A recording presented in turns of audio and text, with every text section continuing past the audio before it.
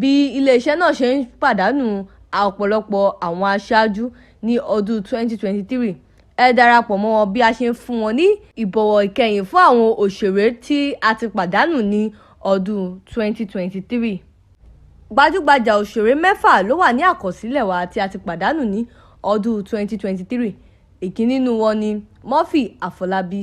Ìdágbére òjijì ló jẹ́ fún wa ní iléeṣẹ́ sinimá Nàìjíríà Nollywood bí wọ́n ṣe kojú ìjákulẹ̀ ńlá lọ́jọ́ Àìkú Sunday pẹ̀lú ikú òjijì ti òṣèré Yorùbá Murphy Àfọlábí tí a bí ní oṣù karùn-ún ọjọ́ karùn-ún ọdún 1974.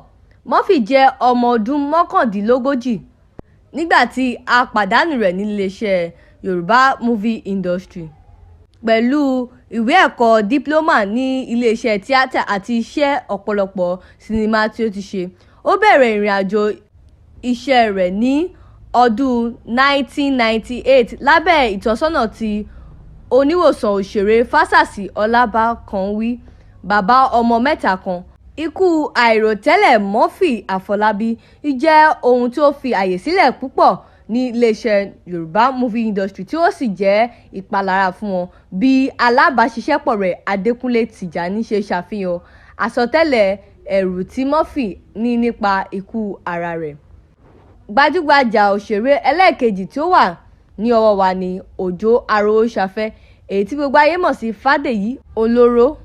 Ní ọjọ́ 7 oṣù kẹta ọdún 2023 ní ẹ̀ka sinimá Yorùbá ti ké pé gbajúgbajà òṣèré Òjó Arósàfẹ́ ẹni tí a mọ̀ sí Fádèyí Olóró ti papòdà ní èyí tí ọjọ́ orí rẹ̀ sì jẹ́ ọmọ ọdún 64 tí ó sì kojú àwọn àjálù àìsàn èyí tí ó gba ẹ̀mí rẹ̀. Àwọn iṣẹ́ ribiribi tí ó ṣe sí ilé-iṣẹ́ sinimá Yorùbá kò ṣeé gbàgbé, pàápàá àwọn ipa ribiribi àti àwọn ìfẹ́ tí ó fi sí ọkàn àwọn olólùfẹ́ rẹ̀.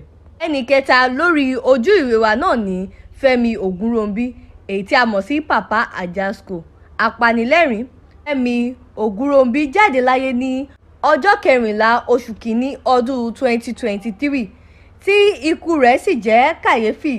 Ipa tí ó kó nínú eré àwàdà èyí tí a mọ orúkọ rẹ̀ sí Wálé Adénúgà Production tí ó gbajúmọ̀ Papa Ajasco and Company. Ipa tí ó kó nínú eré apanilẹ́rìn náà ni ó jẹ́ kí gbogbo ènìyàn mọ̀ ọ́ lórílẹ̀‐èdè Nàìjíríà káàkiri.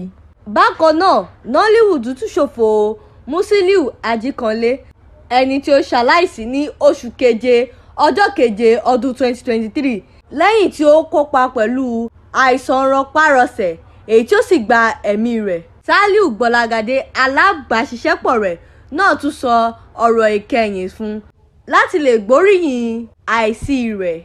Lára àwọn tí Nollywood Yorùbá náà tún pàdánù ní Ìyábọ̀ Ọkọ̀, èyí tí ó kú ní ọjọ́ 29 oṣù kẹfà ọdún 2023.